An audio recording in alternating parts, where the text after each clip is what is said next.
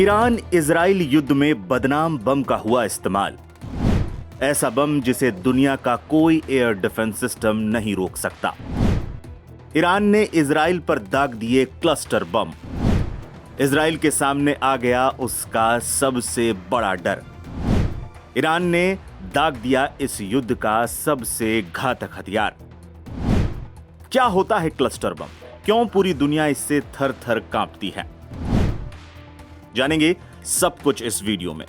नमस्कार, मैं प्रशांत कुमार और आज हम बात कर रहे हैं एक ऐसी खबर की जिसने पूरी दुनिया में तहलका मचा दिया है। इजराइल के खिलाफ ईरान ने अपना सबसे घातक हथियारों में से एक का इस्तेमाल किया है। ईरान ने दुनिया में बदनाम क्लस्टर म्यूनिशन से लैस मिसाइलों से इजराइल पर हमला कर दिया। ईरान के सुप्रीम लीडर को मिली जान से मारने की धमकी के बाद ईरान ने इजराइल पर मानो कोई रहम न दिखाने का मन बना लिया है और अब ऐसे बम का इस्तेमाल किया है जिस पर दुनिया के 100 से ज्यादा देशों ने रोक लगा रखी है। इजरायली सेना ने इसकी पुष्टि की है कि ईरान ने सोमवार को हुए मिसाइल हमलों में क्लस्टर बम का इस्तेमाल किया। इसका मतलब साफ है कि अब यह लड़ाई सिर्फ टारगेटेड स्ट्राइक पर ही नहीं बल्कि नरसंहार की ओर बढ़ रही है। ईरान की जमीन से आसमान की ओर उठता धुआं और फिर इजराइल में गूंजे धमाके, ये सिर्फ सामान्य मिसाइल हमले नहीं थे।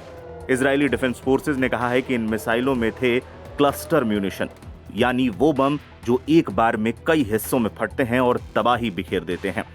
विशेषज्ञों का भी दावा है कि ईरान ने इस बार MIRV टेक्नोलॉजी का उपयोग किया है, यानी एक ही मिसाइल कई अलग अलग टारगेट्स पर हमला कर सकता है। Aim right, achieve big. At KR Mangalam University, we provide you the platform to turn your dreams into reality. At KR Mangalam University. क्या होता है क्लस्टर बम? क्लस्टर बम एक खास प्रकार का युद्ध हथियार होता है जिसमें एक बड़ा बम होता है जो अपने टारगेट पर पहुंचते ही हवा में खुल जाता है और उसमें से दर्जनों और सैकड़ों छोटे छोटे बम निकलते हैं। इन्हें बॉम्बलेट्स कहा जाता है। ये बाहर निकलकर एक बड़े इलाके में बिखर जाते हैं। दुनिया में इस बम को काफी खतरनाक और बदनाम माना जाता है। युद्ध में इस बम के इस्तेमाल पर रोक तक लगी हुई है। ऐसे में ईरान की इस कदम ने इजराइल को सख्ते में जरूर डाल दिया है। कैसे काम करता है क्लस्टर बम? हवाई जहाज, ड्रोन या मिसाइल से इस बम को दागा जाता है। टारगेट के ऊपर पहुंचते ही बम हवा में खुलता है। उसके अंदर से दर्जनों या सैकड़ों बॉम्बलेट्स बाहर निकलते हैं। ये बॉम्बलेट्स जमीन पर गिरते हैं और विस्फोट करते हैं या फ्यूज के हिसाब से बाद में फटते हैं। इन बॉम्बलेट्स को इस तरह से बनाया जाता है कि वो एक बड़े इलाके में फैले सेना के वाहन, सैनिक या कोई अन्य टारगेट को ज्यादा से ज्यादा नुकसान पहुंचा सके। ईरान अभी भी बैलिस्टिक और हाइपरसोनिक मिसाइलों के जरिए इजराइल को निशाने पर ले रहा है। मिसाइल में ही ईरान के अधिकारी क्लस्टर बम फिट कर दे रहे हैं। ईरानी बैलिस्टिक मिसाइल हवा में 7000 मीटर की ऊंचाई पर 20 अलग अलग रॉकेट में बट जाता है। क्लस्टर बम के इस्तेमाल का इतिहास। क्लस्टर बम का इस्तेमाल सबसे ज्यादा द्वितीय विश्व युद्ध के समय हुआ था। वियतनाम युद्ध में अमेरिका ने इस बम के जरिए खूब तबाही मचाई थी। इसके बाद शीत युद्ध के वक्त भी क्लस्टर बम का बोलबाला रहा। ईरान और इराक युद्ध में भी इस बम का इस्तेमाल खूब हुआ, जिसके बाद पूरी दुनिया में इस बम की चर्चा होने लगी। बॉम्बलेट्स अक्सर पूरी तरह नहीं फटते और जमीन में छिपे हुए मिनी बम की तरह बन जाते हैं, जो सालों बाद आम नागरिकों के लिए जानलेवा साबित होते हैं। यही कारण है कि 100 से ज्यादा देशों ने क्लस्टर बमों पर प्रतिबंध लगाने वाली अंतर्राष्ट्रीय संधि पर हस्ताक्षर तक किए। हालांकि अमेरिका, रूस, चीन, इजराइल और भारत और पाकिस्तान जैसे देशों ने ऐसा नहीं किया था। दावा किया जाता है कि हाल ही में रूस यूक्रेन युद्ध के दौरान भी रूस ने इसका इस्तेमाल किया था। कुल मिलाकर यह कहा जा सकता है कि ईरान ने सबसे घातक हथियार से हमला कर दिया है, जिसको लेकर जो दावे हैं अगर वो सही साबित हुए तो मिडिल ईस्ट ही नहीं पूरी दुनिया में पावर का बैलेंस डगमगा जाएगा। लेकिन इतना तो तय है कि इस बम ने इजराइल के साथ साथ अमेरिका की भी नींद जरूर उड़ा दी होगी।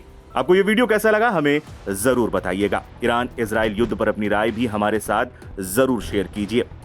आप और किस तरह के वीडियो देखना चाहते हैं हमें कमेंट करके भी बता सकते हैं। YouTube पर हमें देख रहे हैं तो चैनल को सब्सक्राइब जरूर कर दें।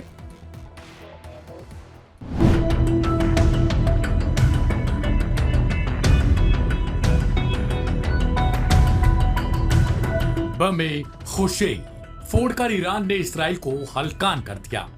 ईरान ने आखिरकार जिसका डर था वही कर दिया। इसराइल के लिए जिस हथियार को उसने सालों से बचाकर रखा, आखिरी में उसे जंग में उतारकर नेतन्याहू की सांसों की धड़कनों को बढ़ाकर रख दिया, जिसका नाम सुनकर भी इस्राएली अब भय में जा चुके हैं, जिसे ईरान में फारसी में बम खुशेई के नाम से जाना जाता है। इसे कहते हैं क्लस्टर म्यूनिशन, यानी गुच्छा बम। इस्राएल के लिए भय बने इस बम की पूरी विशेषता हम ग्राफिक से दिखाएंगे, लेकिन उससे पहले बताते हैं कि आखिरकार इस्राएली सेना ने इस पर क्या कुछ कहा है और इस्राएल में इससे लेकर मातम क्यों पसरा है। दरअसल इस्राएली सेना ने पुष्टि की है कि ईरान ने सोमवार को हुए मिसाइली हमलों में क्लस्टर बम का प्रयोग किया है। इसका मतलब साफ है, अब यह लड़ाई सिर्फ टारगेटेड स्ट्राइक की नहीं बल्कि व्यापक जनसंहार की दिशा में बढ़ रही है। ईरान की जमीन से आसमान की ओर उड़ता धुआं और फिर इस्राएल में गूंजते धमाके, यह सिर्फ सामान्य मिसाइल हमले नहीं थे। इस्राएल डिफेंस फोर्सेस ने कहा इन मिसाइलों में थे क्लस्टर बम, यानी बम खुशेई। इसका मतलब साफ है, अब यह लड़ाई सिर्फ टारगेटेड स्ट्राइक की नहीं बल्कि व्यापक जनसंहार की दिशा में बढ़ रही है। ईरान की जमीन से आसमान की ओर उड़ता धुआं और फिर इस्राएल में गूंजते धमाके, ये सिर्फ सामान्य मिसाइल हमले नहीं। इन मिसाइलों में क्लस्टर म्यूनिशन, यानी वो बम जो एक बार में कई हिस्सों में फट जाते हैं और तबाही बिखेरते हैं। Aim right, achieve big. At KR Mangalam University, we provide you the platform to turn your dreams into reality. At KR Mangalam University. तेल अवीव और आसपास के इलाकों में मिले छोटे छोटे बमों के टुकड़े ये साबित करते हैं कि ईरान ने इस हमले में अत्याधुनिक और बेहद घातक हथियारों का इस्तेमाल किया है। विशेषज्ञों का दावा है कि ईरान ने इस बार MIRV टेक्नोलॉजी का भी उपयोग किया है, यानी एक ही मिसाइल कई अलग अलग टारगेट्स पर हमले में अब तक 24 लोगों की मौत हो चुकी है, जिनमें कई नागरिक शामिल हैं। सैकड़ों घायल हैं, अस्पतालों में अफरा तफरी का माहौल है। मानवाधिकार संगठनों ने ईरान के इस कदम की निंदा की है। ह्यूमन राइट्स वॉच और एमनेस्टी इंटरनेशनल ने कहा क्लस्टर बमों का प्रयोग युद्ध अपराध के दायरे में आता है। संयुक्त राष्ट्र महासचिव एंटोनियो गुटेरस ने भी चिंता जताई और कहा कि इस प्रकार के हथियार क्षेत्रीय स्थिरता को खतरे में डाल सकते हैं।